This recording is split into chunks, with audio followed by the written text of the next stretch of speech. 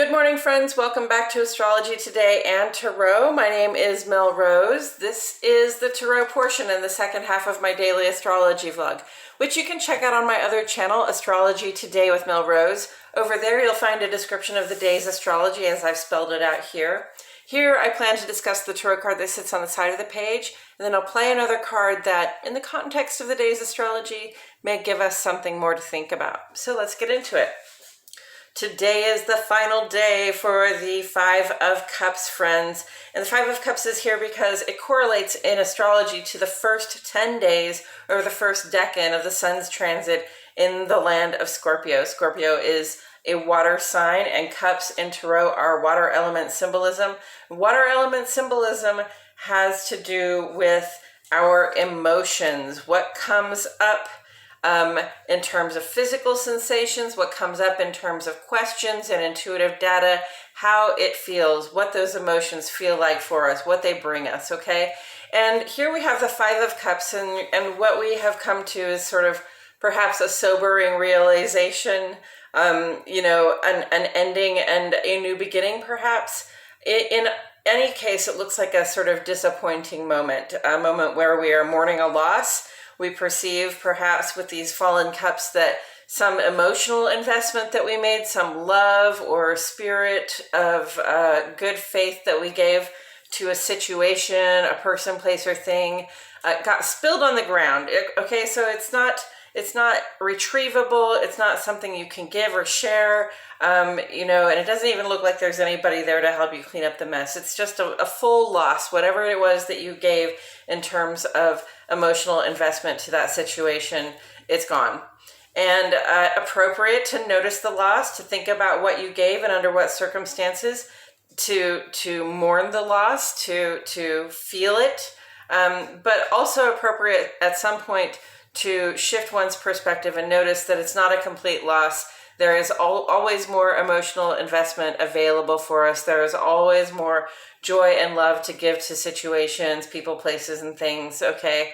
And there's a whole life ahead of us after this loss. So feel that sadness, feel that sorrow, and also understand that the love that got spilled there is it comes from a bottomless source, okay? It's not as though there's a starvation economy around emotional investment, okay? We don't have to budget the amount of love, the amount of emotional investment we give to things, people, places, and things, okay? So we have that bottomless well. We always have some love to salvage, to give to a situation or to carry on to the next situation. And I'm not sure if I shuffled these, so while I'm shuffling them, I'm just going to say thank you so much for being here. Please like the video, subscribe to the channel, click that notifications bell. I post here every day, and I wouldn't want you to miss a thing. Okay, and with that said, the Ten of Cups. Okay, all right. So the Ten of Cups is and also water element symbolism. Cups are water element symbolism, and that's about emotional. And the 10 is the end of the cups journey. So it's really sort of a completion, a moment of fulfillment.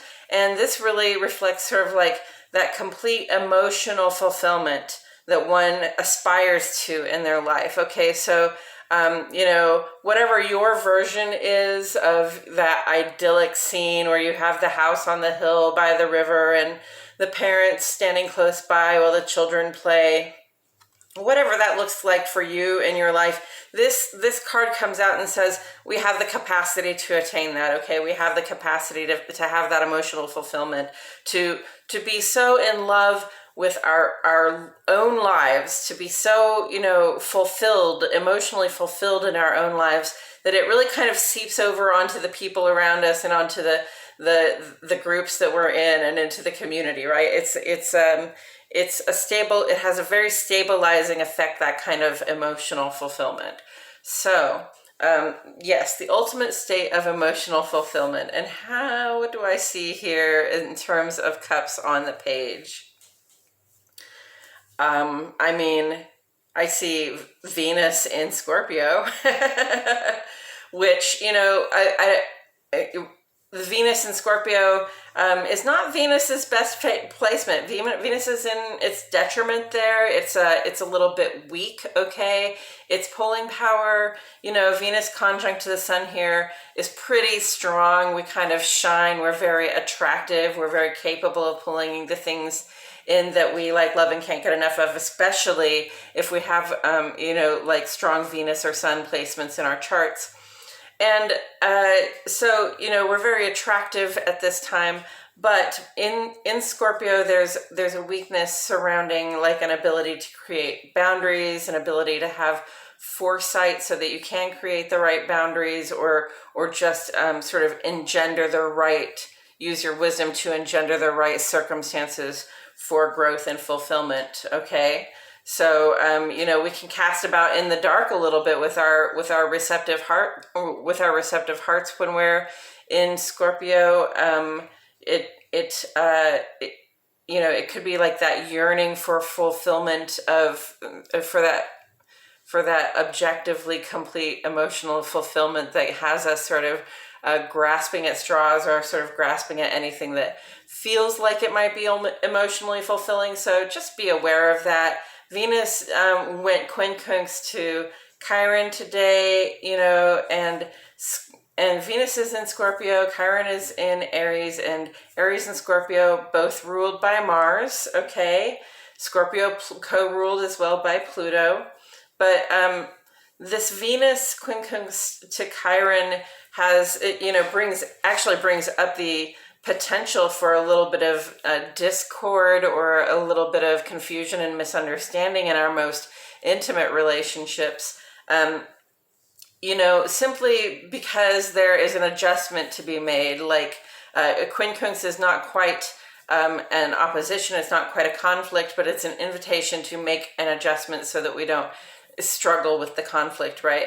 So this is adjusting our receptive hearts to resolve disagreements, to find resolve in partnerships, you know, perhaps to become more accepting of a partner that doesn't always bring us things in the way we'd like to expect them to do so, right?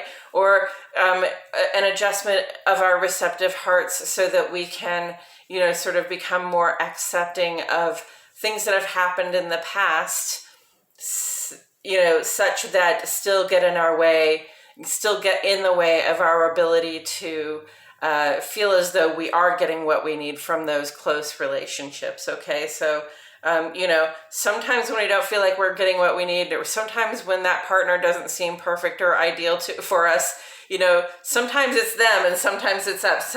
Sometimes it's our perception. It's what we think we can expect, or what we would like to be able to expect, what we think we can accept and what we would like to be able to accept. And then, you know, sort of what's coming up for acceptance is, you know, not necessarily congruent to what we thought we would like, right? So keep that in mind. It's okay, you know, to look to make adjustments within our own receptive hearts, to allow for others to be who they are, you know. And, you know, it's also a really good idea to do the work at this time between the eclipses. We are in eclipse season, okay? To be doing the work to make personal adjustments that especially help us, you know, sort of resolve those past situations that keep us stuck and keep us from being accepting of our current situations, okay? So part of finding that ultimate expression of emotional fulfillment is, you know, being able to be fulfilled, you know, healing from the wounds and, you know, doing the work to do that, allowing yourself to be healed from those wounds, allowing yourself to open up to different perspectives of what emotional fulfillment might be for you, because it's, you know, between the time when you're 12 and you're 50, your idea of emotional fulfillment is likely to change many times over the years. And it's okay. It's okay to allow that to happen, okay? And that doesn't mean, you know, settling for less than you need in your life. It just means, you know, making adjustments that allow a broader set of experiences to be satisfying. And taken together with the 5, you know, I noticed right off the bat, we got a 5 and a 10, so it's doubled, right? It's sort of, you know, there's the opportunity here that this person doesn't see because they're focused on their loss. There's still a capacity here to develop that emotional fulfillment, right? So, you know, one thing that we don't want to lose sight of when we are lost in our emotions, okay, when we are worried about not getting what it is that we need, when we are worried about whether we will ever attract the kind of circumstances into our life that can bring us that emotional fulfillment.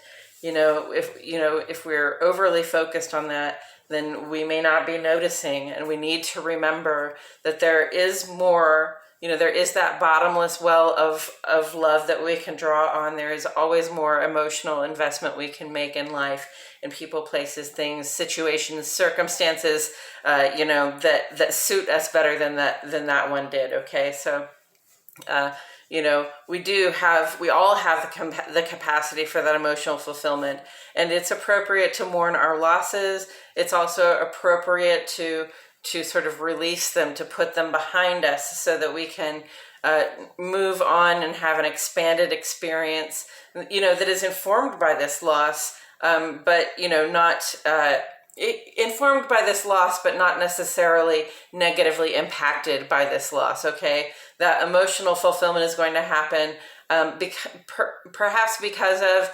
and perhaps in spite of any losses that we have suffered. Okay, so beyond the loss of emotional investment, there is more emotional investment to make, and that is what gives us the capacity, to keep loving, to keep giving of ourselves in an emotional way, to keep giving to keep sharing our hearts with other people, and looking for expanded ways to do that so that we can find that emotional fulfillment that perhaps we don't even know. Like, some of us don't even know what our version of the house on the hill with the stream running down and the kids playing in the yard is. Okay, so we have to have a vision in our hearts for what that looks like. And if we don't, perhaps our perception of what it is to receive love, perhaps our perception is a little bit skewed, and we need to open it up, expand it, be open to new experiences. And I believe that's all I have to say about it today, friends. Thank you so much for joining me. I truly appreciate your presence here. My name is Mel Rose, and I'll see you all back here tomorrow for more Astrology Today and Tarot.